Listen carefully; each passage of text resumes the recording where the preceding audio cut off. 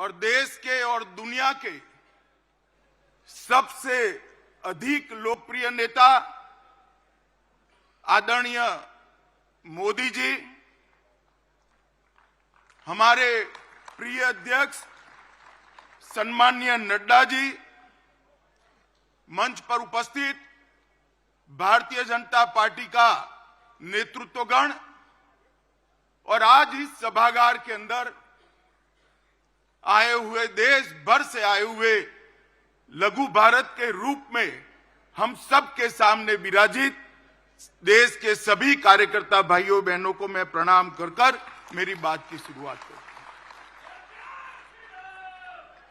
मित्रों, ये हमारा राष्ट्रीय अधिवेशन, ये विस्तृत राष्ट्रीय अधिवेशन चुनाव की दहलीज के समय पर हो रहा है।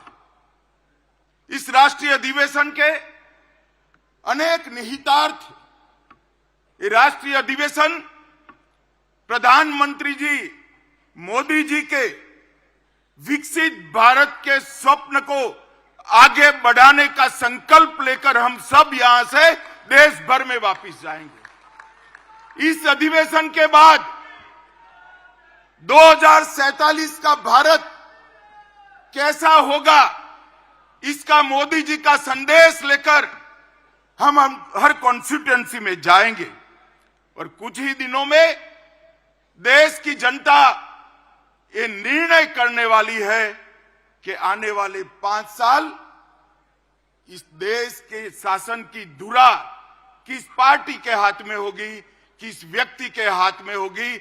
मगर पूरे देश में कहीं पर भी संशय नहीं है, प्रश्न चिन्ह नहीं है। देश ने तय किया है कि मोदी जी फिर से एक बार इस देश के प्रधानमंत्री बनेंगे। साथियों, 75 साल में इस देश ने 17 लोकसभा के चुनाव देखे हैं, 22 सरकारें देखी हैं, 15 प्रधानमंत्री देखे हैं। देश ने जितनी भी सरकारें आई, अपने अपने समय में हर सरकार ने समयानुकूल विकास करने का प्रयास किया है।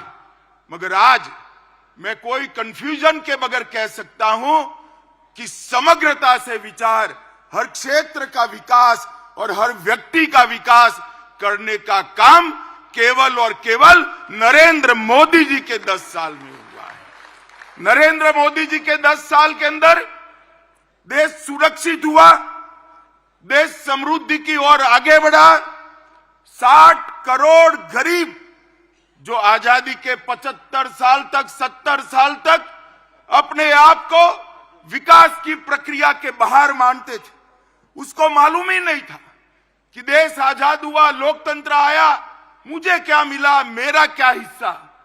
भाइयों और बहनों, 60 करोड़ गरीबों को घर देना, घर में गैस का सिलेंडर देना, पीने का पानी का कनेक्शन देना, बिजली पहुंचाना, शौचालय देना, 5 किलो अनाज गरीब को फ्री ऑफ कॉस्ट मुफ्त में देना और 5 लाख तक का स्वास्थ्य का उसका खर्चा भी सरकार ने उठाया। आज ये 60 करोड़ गरीब अपना बैंक अकाउंट भी रखते हैं और डिजिटल इंडिया से एक गरीब महिला अपनी सब्जी भी परचेज कर पाती है, सब्जी भी खरीद करती है। इन लोगों के जीवन में 70 साल तक जो सारी अभाव था, वो अभाव को एक ही 10 साल में समाप्त करने का काम हमारे प्रिय नेता नरेंद्र मोदी जी ने किया है।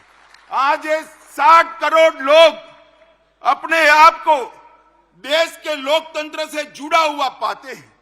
आज ये 60 करोड़ लोग हमारे संविधान की सार्थकता को महसूस कर रहे हैं। 10 साल में इतना बड़ा परिवर्तन आया है।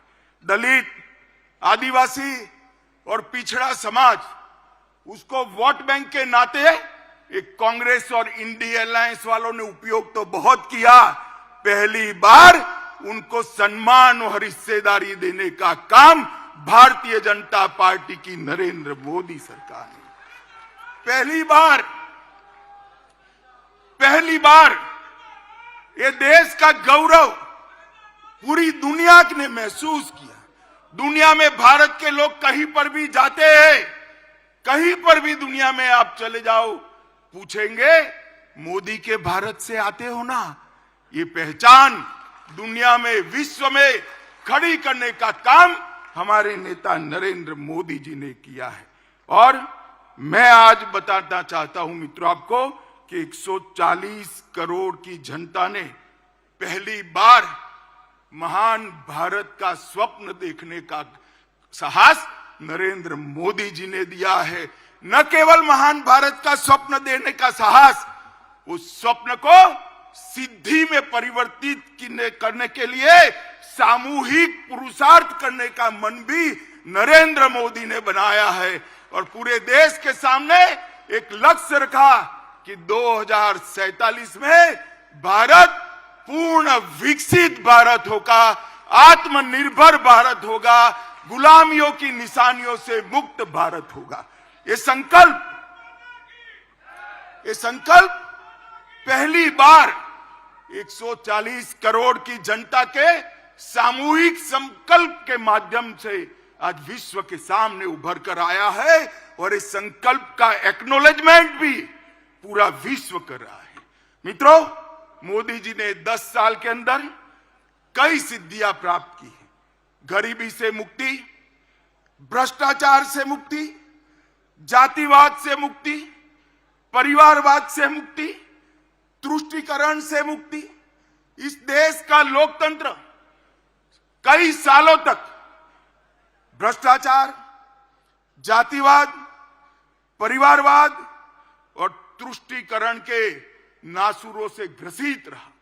नरेंद्र मोदी जी ने पहली बार भ्रष्टाचार, जातिवाद, परिवारवाद और तुष्टीकरण की राजनीति को समाप्त कर पॉलिटिक्स ऑफ परफॉर्मेंस को एस्टैब्लिश करने का काम नरेंद्र मोदी जी ने किया। नरेंद्र मोदी जी ने अपने कर्तव्य से, अपने कर्तृत्व से देश की पूरी जनता को, एक सामूहिक हीन भावना थी, इस सामूहिक हीन भावना को, एक मास इंफीरियरिटी कॉम्प्लेक्स को समाप्त कर हम भी कर सकते हैं, हम ही करेंगे, एक गौरव के साथ दुनिया के सामने किया।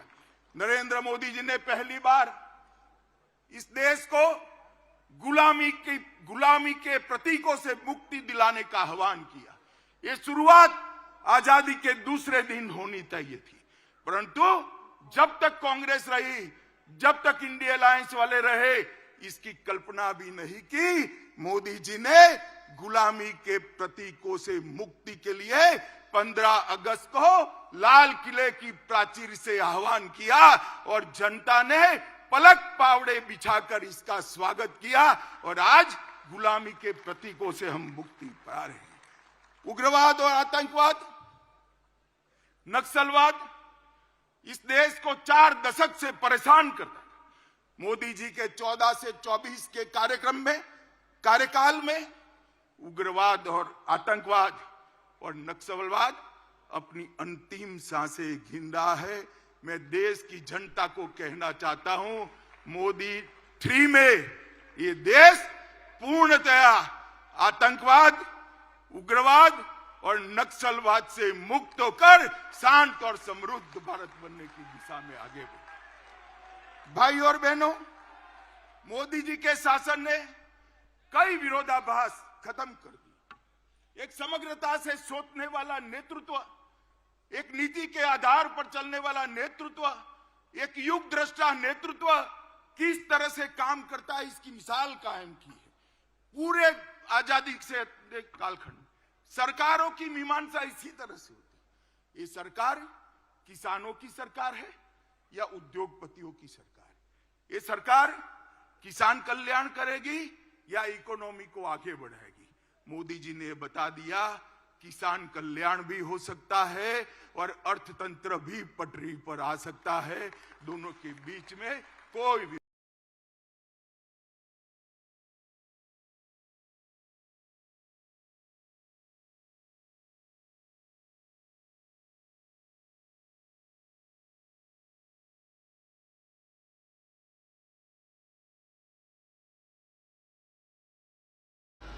और अर्थतंत्र का विकास, दोनों के बीच में भी बहुत बहस चली।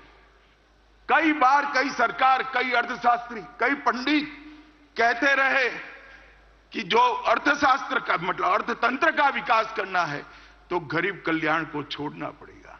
मैं आज सबके सामने कहना चाहता हूं, हर किसान को हर साल 6,000 रुपया देना, हर गरीब को सभी प्राथमिक सुविधाएं एक साथ दे देना और अर्थतंत्र को 11वें नंबर से 5वें नंबर पर ला देना, वो मोदी जी ही कर सकते हैं और कोई नहीं कर सकता। भाई और बहनों, आज एक संदेश लेकर जाइए यहां से।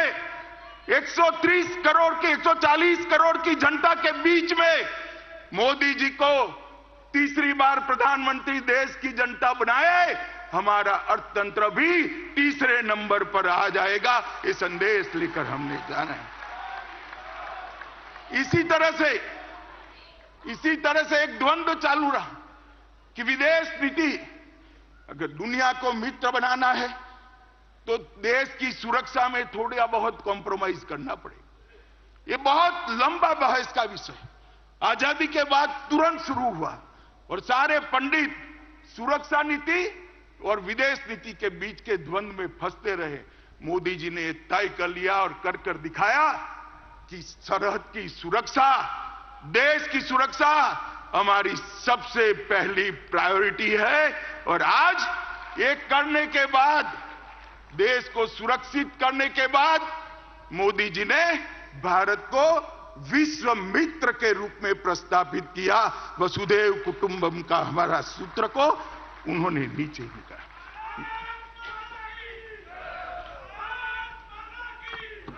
मित्रों, इंडी अलायंस और कांग्रेस पार्टी, इसकी देन थी कि इस देश के लोकतंत्र की स्पिरिट को खत्म कर दिया। देश के लोकतंत्र को भ्रष्टाचार, परिवारवाद, तुष्टीकरण और जातिवाद से कलर्ड कर दिया। कभी भी स्वतंत्र रूप से जनमत उभर कर न आए, इस प्रकार की लोकतांत्रिक व्यवस्था करने में परिवारवादी पार्टियां लगी रही। मोदी जी ने 10 ही साल में भ्रष्टाचार, परिवारवाद, तुष्टीकरण और जातिवाद को समाप्त कर विकास की राजनीति को मध्य बिंदु में लाया, जिसको देश की जनता ने स्वीकारा। मित्रों, मैं आज आप सबके माध्यम से करोड़ों भारतीय जनता पार्टी के कार्यकर्ताओं को कहने आया, अगला चुनाव 2 खेमे पड़े हुए हैं। महाभारत के युद्ध में जैसे पांडव और कौरव के खेमे पड़े थे, इसी तरह चुनाव के पहले 2 खेमे पड़े हैं। एक खेमा है मोदी जी के नेतृत्व में, बीजेपी के नेतृत्व में एनडीए का गठबंधन, और दूसरा है कांग्रेस के नेतृत्व में सारी परिवारवादी पार्टियों का इंडी अलायंस।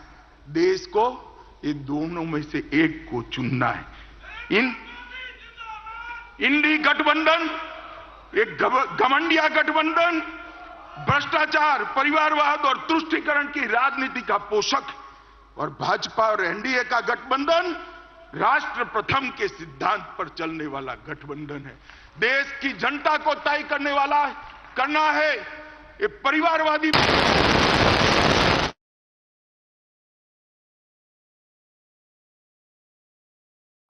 प्रथम के सिद्धांत पर चलने वाला गठबंधन है। देश की जनता को तय करना है ये परिवारवादी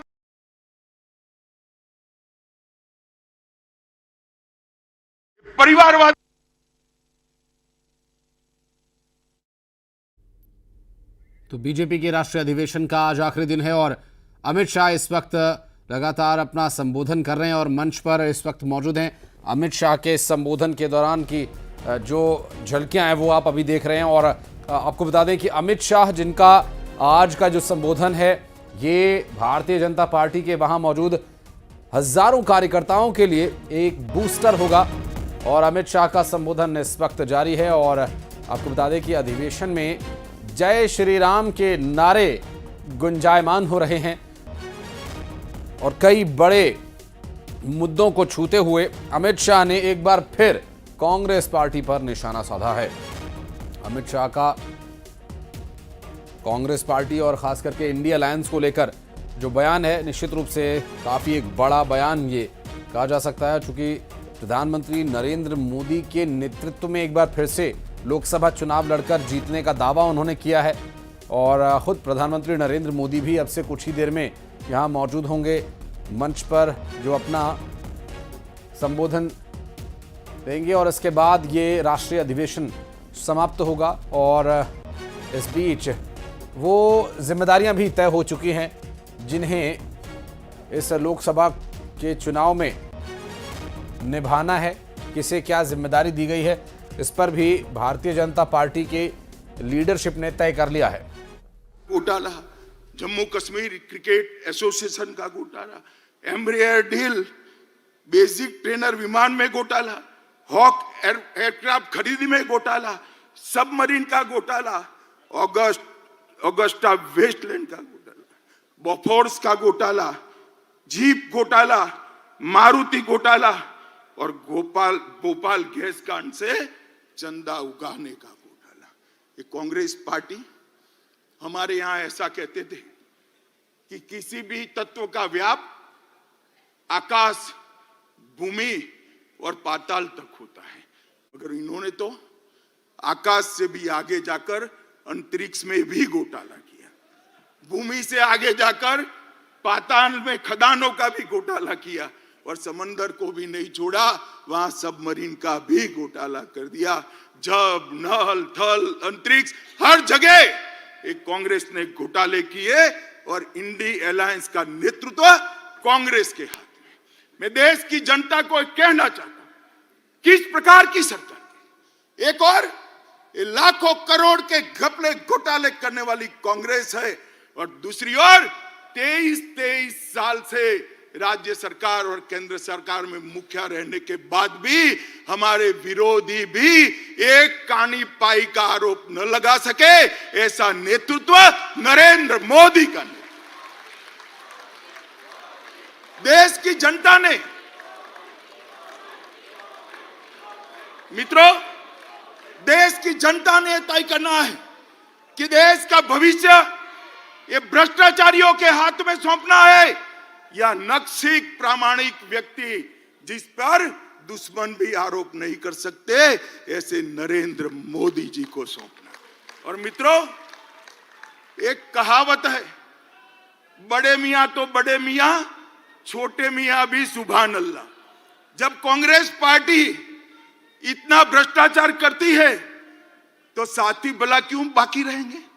आम आदमी पार्टी, आबकारी जकात का घोटाला, लोगों के उपचार में मोहल्ला क्लिनिक का घोटाला, ढेर सारे घोटाले किए, लोगों के मेडिकल टेस्ट करने में भी घोटाला किया और आज उनका सारा नेतृत्व कोर्ट से भागता है, कोर्ट से भागता है, एजेंसियों से भागता है।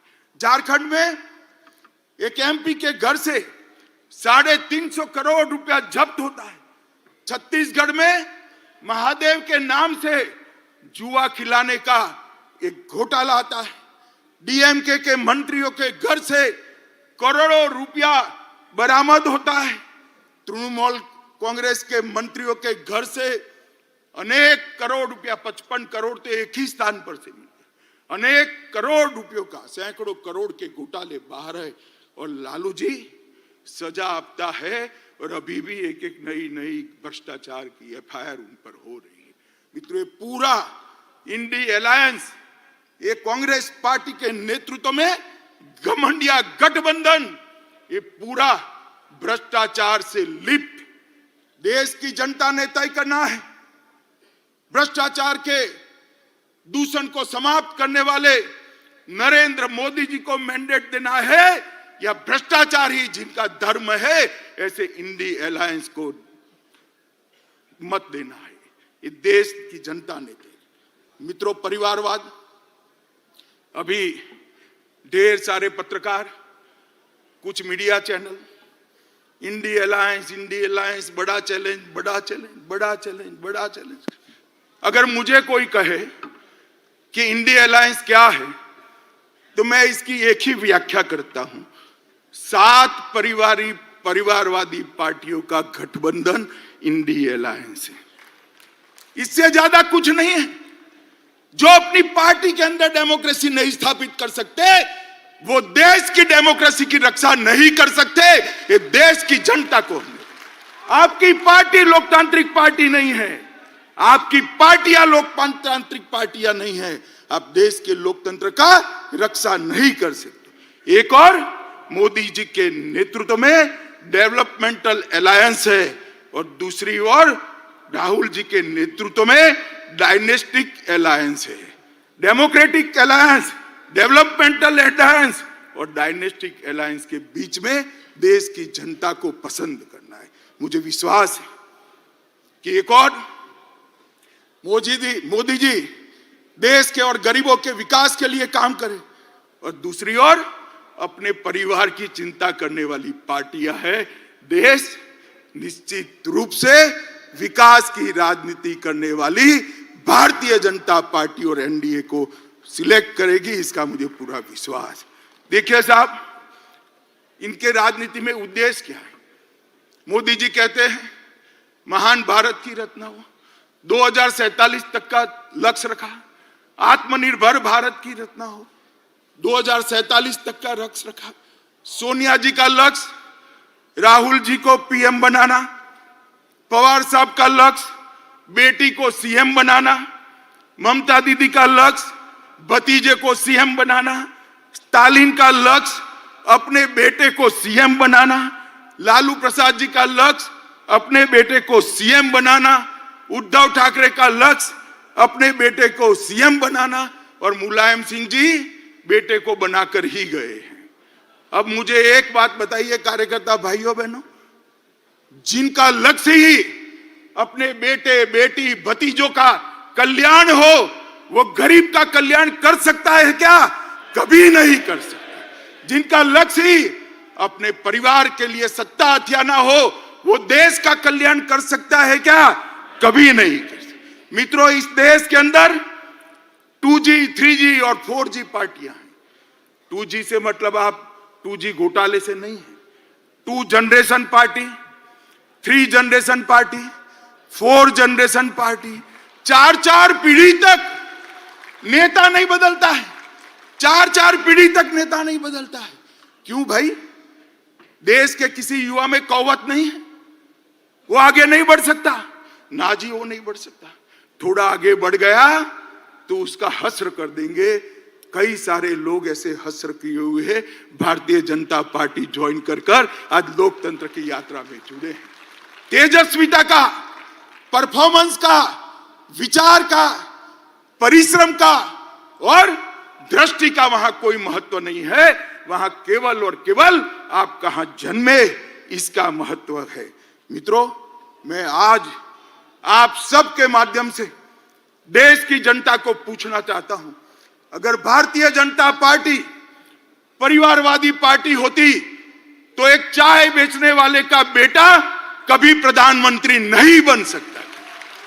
लोकतंत्र के अंदर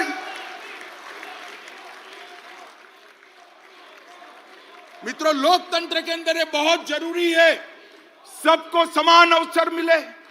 सबके अंदर ईश्वर दत्त शक्तियां जो पड़ी हैं, वो ईश्वर दत्त शक्तियों के आधार पर उसको आगे बढ़ने का मौका मिले और वो केवल और केवल भारतीय जनता पार्टी में विद्यमान है और किसी दल में नहीं। भाई और बहनों, मोदी जी एक गरीब परिवार से, गरीब मतलब आप कल्पना नहीं कर सकते, इतने गरीब परिवार से इस देश के सम्मानीय प्रधानमंत्री बने, जिन्होंने पूरे विश्व में देश को सम्मान दिलाया, गौरव दिलाया, प्रस्थापित। इस देश की राष्ट्रपति एक जनजाति परिवार से आती है। जनजातियों में भी अति पिछड़ी जातियों में से राष्ट्रपति मुर्मू जी आती है। प्रधानमंत्री जी ने, भारतीय जनता पार्टी ने एक गरीब आदिवासी की बेटी को महामहिम द्रौपदी मुर्मू बनाकर सभी आदिवासियों का सम्मान। इस देश का उपराष्ट्रपति एक किसान का बेटा, खेत जोतने वाले का बेटा इस देश का उपराष्ट्रपति बना है। मित्रों, मैं खुद कह मानता हूं कि भारतीय जनता पार्टी में बूथ का काम करने वाला एक व्यक्ति देश का प्रधानमंत्री भी बन सकता है, राष्ट्रपति भी बन सकता है। और वो केवल और केवल भारतीय जनता पार्टी में ये सहूलियत उपलब्ध है क्योंकि हमने हमारी पार्टी को लोकतांत्रिक पार्टी बनाकर रखा है। मित्रों, ये परिवारवादी पार्टियां जो अपने बेटे बेटियों के लिए काम करती है वो देश का कल्याण नहीं कर सकती। केवल और केवल राष्ट्र प्रथम के नारे के साथ आगे बढ़ रही भारतीय जनता पार्टी, मोदी जी के नेतृत्व में आगे बढ़ रही भारतीय जनता पार्टी ही देश का कल्याण कर सकती है। मित्रों, इस देश में जब से हमारा संविधान बना, हमारे संविधान के अंदर पंथ निरपेक्षता को बहुत बड़ा महत्व दिया गया। और ये देश आज से नहीं, हजारों सालों से पंथ निरपेक्षता के आधार पर, बिन सांप्रदायिकता के आधार पर चलता रहा। राज्य का कभी कोई धर्म नहीं होता है। सबको अपना धर्म बनाने की, मानने की और उसका अनुसरण करने की छुट्टी भी है, मुक्ति भी है। परंतु कांग्रेस पार्टी ने वोट बैंक की रचना करने के लिए संविधान की उदात्त भावनाओं में भी विकृति डालकर पंथ निरपेक्षता को तुष्टीकरण की राजनीति से दूषित किया। मित्रों, मैं आज आप सबके सामने कहना चाहता हूं, ये कांग्रेस पार्टी जिसने भगवान श्री राम के अस्तित्व को नकारा और एफिडेविट पर नकारा, बाद में उनको एफिडेविट वापस ले। ट्रिपल तलाक का कानून जो केवल और केवल महिलाओं को, मुस्लिम महिलाओं को उनके अधिकार देने का कानून है, इसका आपने विरोध किया। यूसीसी जो कांग्रेस के समय में ही संविधान निर्माता एक लक्ष्य देश के लिए रख कर गए थे, उत्तराखंड सरकार यूसीसी लाई, कांग्रेस ने इसका भी विरोध किया। मित्रों, धारा 370 जब संविधान बना तब ये तय था कि टेम्पररी का मतलब है उचित समय पर उसको हटा देना, मगर 70 साल तक उचित समय आया नहीं। धारा 370 के कारण कश्मीर के अंदर अलगाववाद बढ़ा, उग्रवाद बढ़ा, पाकिस्तान को अंदर पैर रखने की भूमि मिली और 40,000 से ज्यादा लोग मारे गए। मगर तुष्टीकरण की राजनीति ने धारा 370 को हटाने नहीं दिया। इस देश की जनता ने मोदी जी को दूसरी बार पूर्ण बहुमत दिया। 5 अगस्त 2019 को मोदी जी ने धारा 370 को समाप्त कर दिया और आज कश्मीर एक नए युग के साथ आगे बढ़ रहा है। पीएफआई पर बैन हमने लगाया, तब भी कांग्रेस और इंडिया अलायंस के लोगों ने टेढ़े मेढ़े बयान किए। दक्षिण भारत की महान परंपरा, तमिलनाडु की महान परंपरा, पवित्र सेंगोल को हमने पार्लियामेंट के अंदर बड़ी पवित्रता से प्रस्तावित किया। इसका भी कांग्रेस पार्टी और उनके साथियों ने विरोध किया। ये जहां भाजपा विजयी होती है उन राज्यों को गौमूत्र स्टेट कहते हैं। ये लोग संविधान पर पहला अधिकार, देश के खजाने पर पहला अधिकार माइनॉरिटी का है, ये मान्यता रखने वाले हैं। मोदी जी का कहना है देश के खजाने पर पहला अधिकार गरीब का है, दलित का है, आदिवासी का है, पिछड़े। जाकिर नाइक को मैसेंजर ऑफ पीस का सर्टिफिकेट देते हैं। भगवा आतंकवाद के नाम से पूरे सनातन धर्म को बदनाम करते हैं। और मित्रों, अंतिम चरम सीमा तो तब आ गई जब 550 साल के बाद इस देश में उत्सव का क्षण आया। रामलला का प्रधानमंत्री जी प्राण प्रतिष्ठा करने वाले थे। रामलला के मंदिर की प्राण प्रतिष्ठा में न्यास ने कांग्रेसियों को भी निमंत्रण भेजा, मगर उन्होंने तुष्टीकरण की राजनीति करना तय माना, इसको ठुकरा दिया। मैं आज यहां से कांग्रेस पार्टी को चेतावनी देना चाहता हूं। आपने रामलला की प्राण प्रतिष्ठा के निमंत्रण को ठुकराकर केवल ये ऐतिहासिक पल में हिस्सेदार होने से आप नहीं कतराए हैं, आपके देश के महान बनने की प्रक्रिया से अपने आप को दूर कर लिया है। देश की जनता इसको देख भी रही है और याद भी रख रही है। मित्रों, खैर वो आए ना आए, भारतीय जनता पार्टी तुष्टीकरण में नहीं मानती है।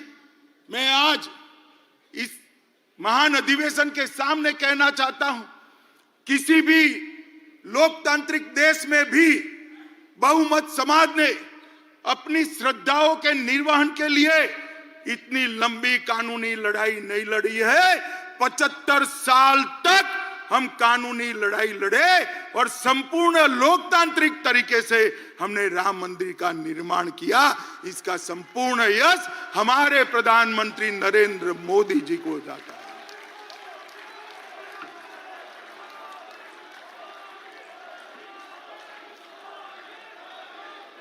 भाई और बहनों, ये कांग्रेस पार्टी और इंडिया अलायंस वाले, ये कांग्रेस पार्टी और इंडिया अलायंस वाले हम पर आरोप लगाते हैं कि भारतीय जनता पार्टी अस्थिरता फैलाती। मैं तो ज्यादा जवाब नहीं देता, मगर चुनाव का समय आया है, जनता के सामने सच रखना चाहिए। मैं आज ये कहने आया हूं कि कांग्रेस पार्टी की कभी से, जब से इंदिरा जी प्रधानमंत्री बनी तब से ना लोकतंत्र में श्रद्धा है, ना लोकतांत्रिक प्रक्रियाओं में श्रद्धा है। इन्होंने न्यायपालिका, ब्यूरोक्रेसी, मीडिया, चुनाव आयोग, कैग जैसी सभी संवैधानिक संस्थाओं का धज्जियां उड़ाने का काम किया है। इमरजेंसी ये आपकी ही देन थी साहब, आप भूल जाते हो। पूरे देश को जेल खाना बनाकर रख लिया था, पूरा विपक्ष जेल के अंदर बंद था और आर्टिकल 356 सरकारें तोड़ने का जो रिकॉर्ड, आज से मैं बहुत सोच समझकर मेरा स्टेटमेंट करता हूं, आज से 100 साल बाद भी कांग्रेस पार्टी का रिकॉर्ड कोई तोड़ नहीं पाएगा। इतनी सरकारें आपने गिराई। मित्रों, कांग्रेस पार्टी ने 90 बार आर्टिकल 356 का प्रयोग किया, 50 बार अकेली इंदिरा गांधी जी ने किया। 40 क्षेत्रीय दलों की सरकार एक कांग्रेस पार्टी ने गिराई। 3 केंद्र की सरकार, चौधरी चरण सिंह, चंद्रशेखर जी, देवगौड़ा जी और गुजराल, ये 4 सरकारों को गिराने का काम भी कांग्रेस पार्टी ने किया है। और मित्रों, ये हमें कहते हैं जुडिशरी कोई फैसला देगी, न्याय करेगी, तो इस पर टिप्पणियां कर कर जुडिशरी को डराते हैं। मैं कांग्रेस पार्टी को याद कराता हूं, 1973 में 3 वरिष्ठ जजों को कुदाकर जस्टिस सेलत, जस्टिस ग्रोवर और जस्टिस हेगड़े को कुदाकर आपने एएन रे को सर्वोच्च न्यायाधीश बनाया, क्योंकि आप रायबरेली का फैसला आपके खिलाफ आ गया था। मित्रों, हमने कभी जुडिशरी के खिलाफ इस प्रकार के षड्यंत्र नहीं किए। मित्रों, कांग्रेस पार्टी इस देश में अस्थिरता की जनक है और स्थिरता अगर कोई दे सकता है तो केवल और केवल भारतीय जनता पार्टी दे सकती है। मित्रों, अभी अभी देश में हम चुनाव में जा रहे हैं, हिंसा कहां होती? मैं आज देश के मीडिया को भी कहना चाहता हूं, हिंसा की बात आप करते हैं, कौन से राज्यों में चुनावी हिंसा होती है, कौन से राज्य में पॉलिटिकल हिंसा होती है? मैं आज देश की जनता को गिनाना चाहता हूं। केरल, हमारे 100 से ज्यादा कार्यकर्ता शहीद हो गए, 300 से ज्यादा कार्यकर्ता अपाहिज हो गए। किसका शासन है? इंडिया अलायंस का शासन है। बंगाल, सैकड़ों कार्यकर्ता मौत के घाट उतार दिए गए। हमेशा चुनाव में धांधली, गपलेबाजी और हिंसा होती रही। किसका वहां राज है? ममता दीदी का राज है, इंडिया अलायंस का राज है। बिहार में भी जंगल राज था, तब 100-100 किलोमीटर दूर मतपेटियां मिलती थी। किसका राज था? इंडिया अलायंस का राज था। यूपी में भी चुनाव का रेगिंग होता था। हमारी सरकारों में कभी रैगिंग नहीं हुआ। किसकी सरकार थी? आपकी सरकार थी। मित्रों, आज भारतीय जनता पार्टी के हजारों कार्यकर्ता हिंसा की भेंट चढ़े। कईयों ने तो जान गंवाई, कई अपाहिज हुए, कईयों के घर जल गए। हम तो हिंसा के भुक्तभोगी है। हिंसा फैलाने वाला गठबंधन अगर कोई है तो एक घमंडिया गठबंधन है, इंडी अलायंस है। भाई और बहनों, ये कांग्रेस का शासन था। आजादी के वक्त कांग्रेस ही देश की ओर से नेगोशिएट करते, तब ही देश का विभाजन। और आज भी कांग्रेस की विभाजनकारी प्रवृत्ति राजनीतिक फायदे के लिए कम नहीं हुई। अभी अभी कांग्रेस के नेता ने कहा कि इस देश के 2 टुकड़े होने चाहिए। खुलेआम देश के 2 टुकड़े करने की बात करते हैं। कांग्रेस पार्टी इस स्टेटमेंट से कन्नी भी नहीं काटती है। यह बताता है कि कांग्रेस पार्टी इसका समर्थन करती। मां भारती का अपमान करने वाले जॉर्ज पुनिया का कांग्रेस के राजकुमार आशीर्वाद लेते हैं। जॉर्ज सोरेस जो भारत विरोधी है, वो उनका समर्थन करता है। कोयम्बतूर बम ब्लास्ट को इंडी अलायंस इसके गुनहगारों को रिहा कर देती है। और कांग्रेस के नेता पाकिस्तान में जाकर मोदी जी को हटाने के लिए पाकिस्तान की मदद मांगते हैं। पाकिस्तान की मदद मांगते हैं।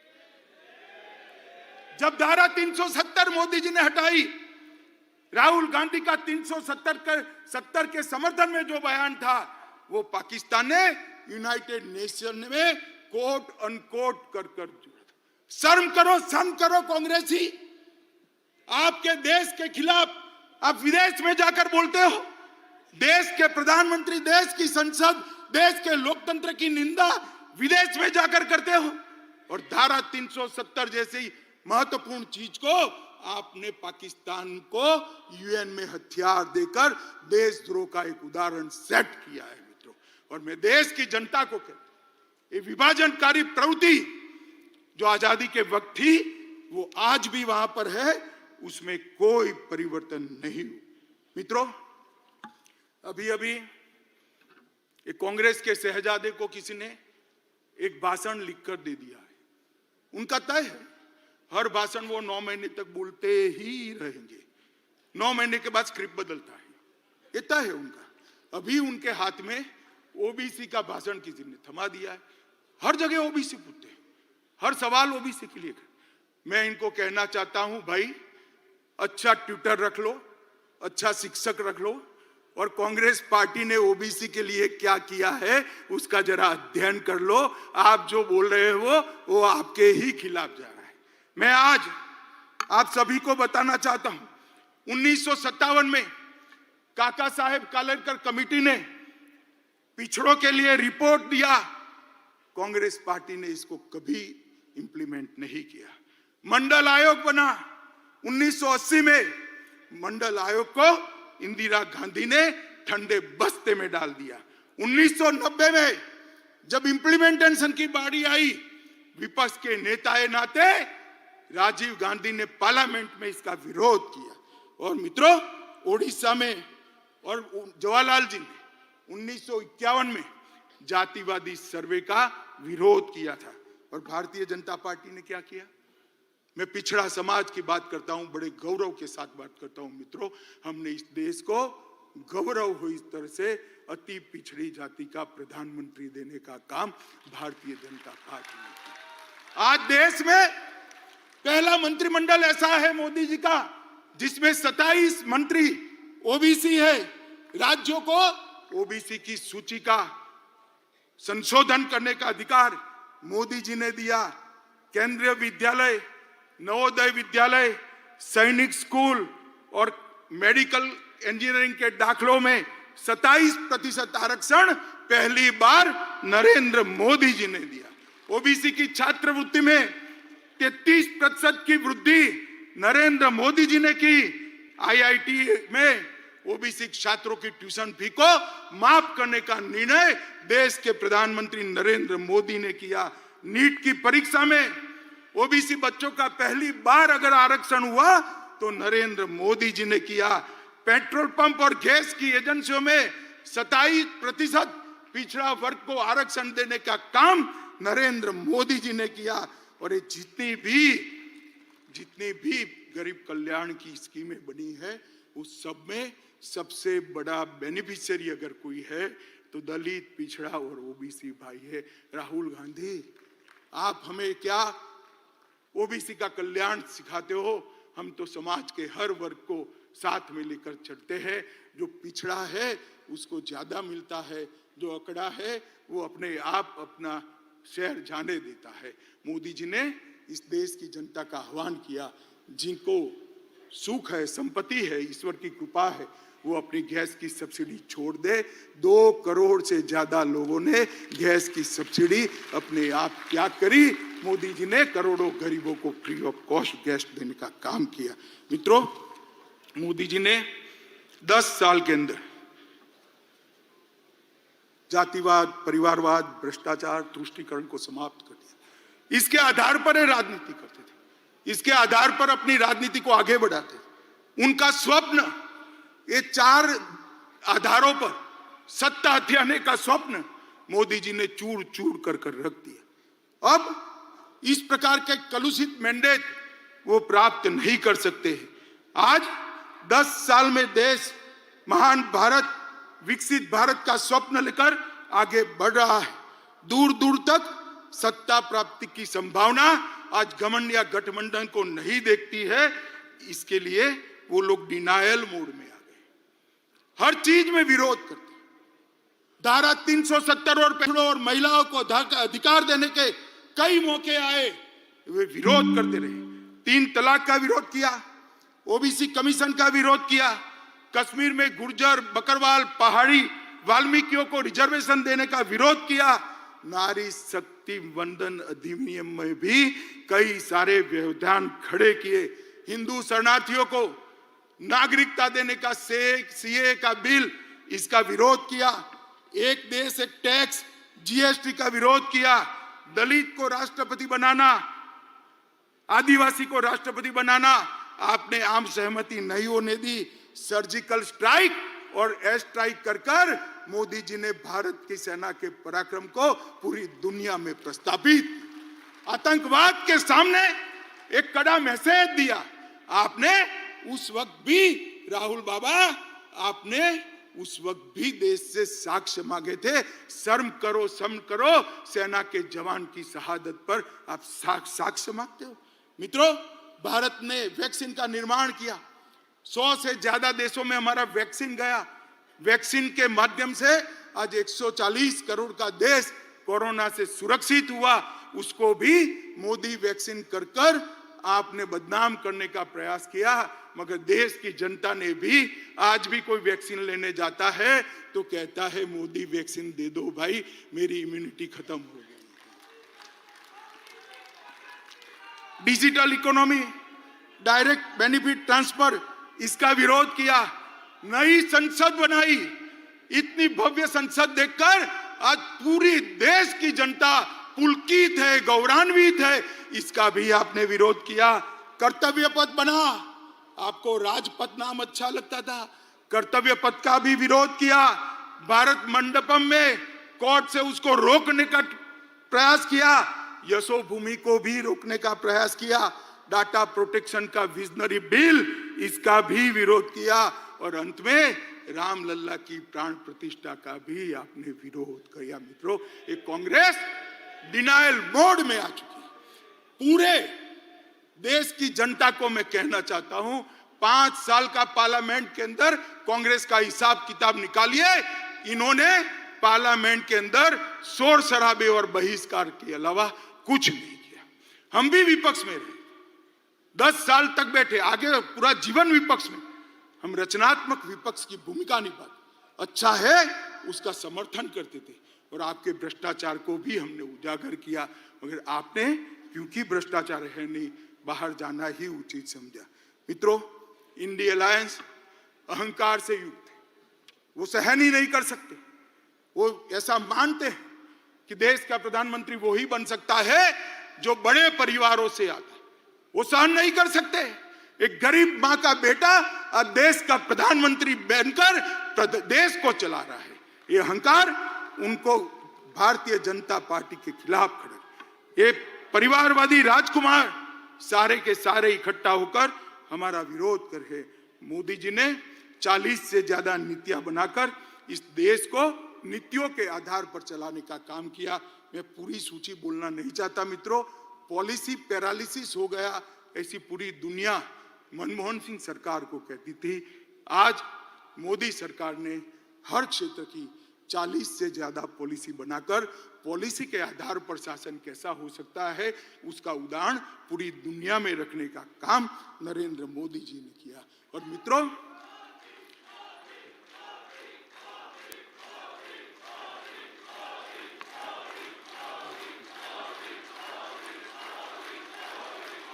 भारत माता की।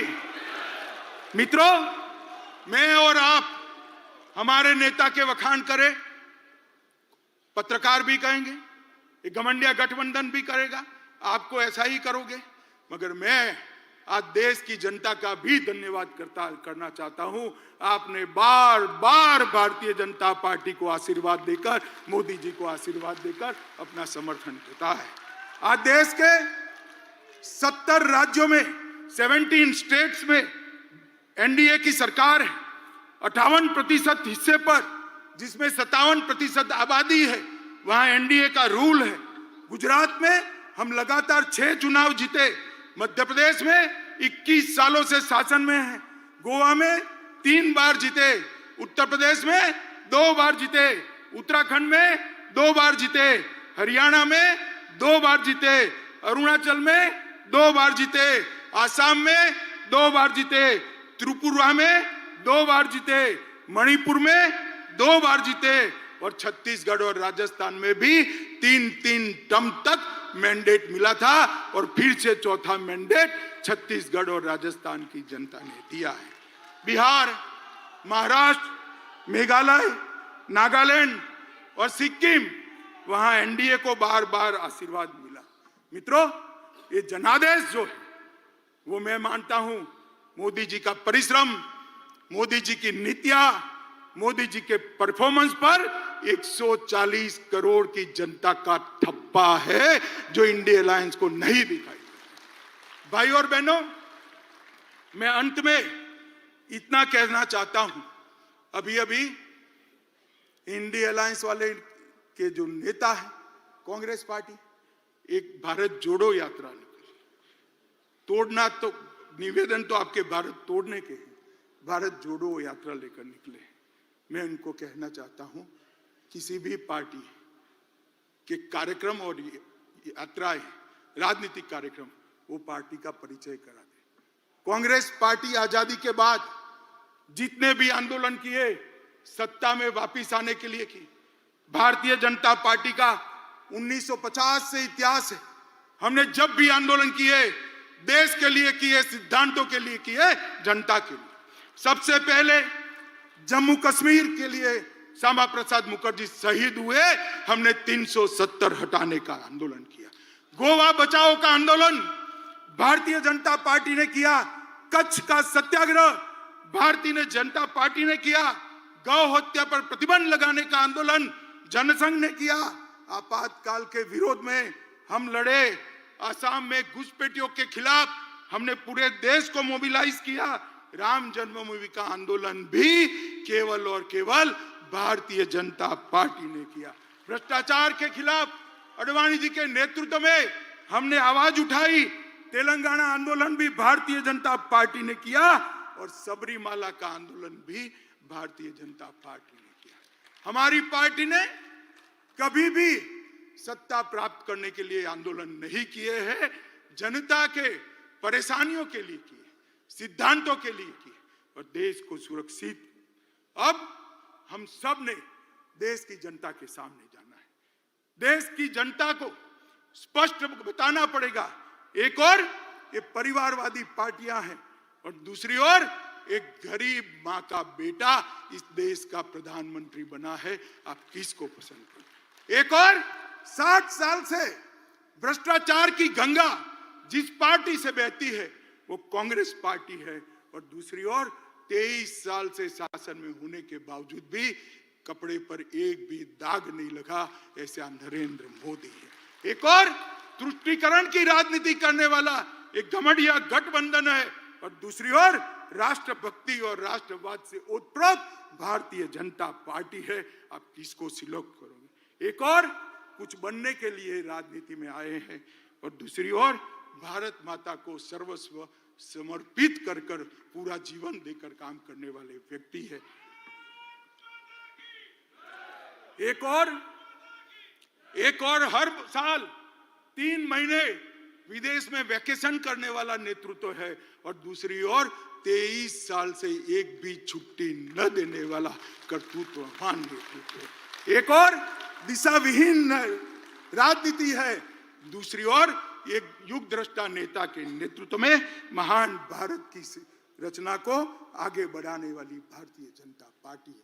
देश की जनता को हमने बताना पड़ेगा, घर घर जाना पड़ेगा। मित्रों, मोदी जी ने आजादी के अमृत महोत्सव के वर्ष में हर भारतीय के मन में देशभक्ति की भावना जागृत की, हर युवा को आजादी के आंदोलन से वाकिफ कराया है, और 75 वर्ष की सारी सिद्धियां इरिस्पेक्टिव ऑफ पार्टी देश की जनता के सामने रखी है। और सबसे बड़ी बात, आजादी के बाद जब अमृत काल में शताब्दी तक पहुंचेंगे, तब महान भारत की रचना का संकल्प मोदी जी ने 140 करोड़ की जनता के मन में प्रत्यारोपण किया है। तो बहुत बड़ी बात है, एक सामूहिक चेतना, एक सामूहिक संकल्प, और संकल्प को सिद्ध करने का सामूहिक पुरुषार्थ इतने बड़े देश में जागरूक कोई और ही कर सकता है। मित्रों, हमारा नेतृत्व, हमारा नेता संवेदनशील है। मोदी जी संवेदनशील है, हम सब जानते हैं, जनता की तकलीफों को जानते हैं, जनता की भावना को समझ।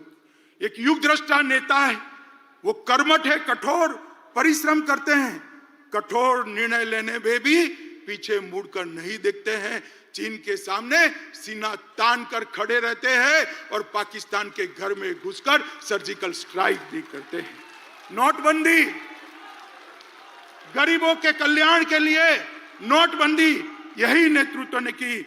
विश्व मित्र की भारत की छवि भी हमारे नेता ने ही बनाई। वैक्सीन के माध्यम से 100 से ज्यादा देशों के कोरोना काल में उन्होंने बढ़ा। मातृशक्ति को भगवान की तरह भक्ति से पूजा करने वाला नेतृत्व बहुत सालों बाद देश को मिला है। विधानसभा और संसद में 33% रिजर्वेशन नारी शक्ति वंदन अधिनियम से नरेंद्र मोदी जी ने लिया। और जाति की कल्पना जो सदियों से इस देश में थी, इसको समाप्त कर गरीब, युवा, महिला और किसान, ये 4 वर्ग को समाहित कर साच अर्थ में संविधान की स्पिरिट को मोदी जी ने नीचे उतारा है, नीचे तक उतारा है। मैं मोदी जी को जानता हूं। मोदी जी दीपक की लौ की तरह है, जो खुद जलकर अंधेरों को काटने का काम करते हैं। जिस तरह से दीपक की लौ कभी नीचे नहीं जा सकती, उस तरह से मोदी जी का काम और विचार भी ऊर्ध्व गति वाले हैं, वो कभी नीचे की ओर नहीं आ सकते। और मुझे विश्वास है कि मोदी जी के ये ऊर्ध्व गति वाली सोच, ऊर्ध्व गति वाली कर्मठता और ऊर्ध्व गति वाले परिश्रम से ही ये देश 2047 में महान भारत बनेगा, विकसित भारत बनेगा, और पूरी दुनिया गौरव से देखती रहेगी भारत माता की जलहल होती हुई छवि को, और सम्मान करेगी। एक और मैंडेट देश की जनता के सामने बड़ी विनम्रता के साथ मांगिए कि हमारा उद्देश्य केवल और केवल 140 करोड़ की जनता की सेवा करना है और देश को महान करना है, और वो केवल और केवल नरेंद्र मोदी जी कर सकते हैं और कोई नहीं सकता। मित्रों, इस प्रस्ताव को आप सभी लोग पूरे देश में लेकर घर घर जाएंगे, ऐसा मुझे विश्वास है। अंत में फिर से एक बार दोनों हाथ उठाकर प्रचंड आवाज के साथ भारत मां का जयकारा लगाएंगे। बोले भारत माता की, भारत माता की, भारत माता की।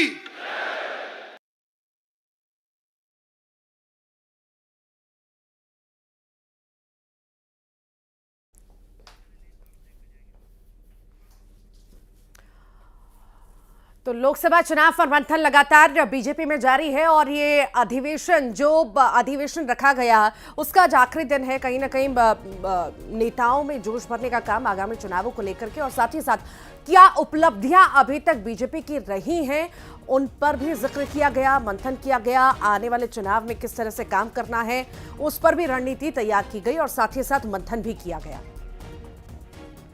और इसी के साथ यहां रुक रहे एक छोटे से ब्रेक के लिए। मोदी सरकार की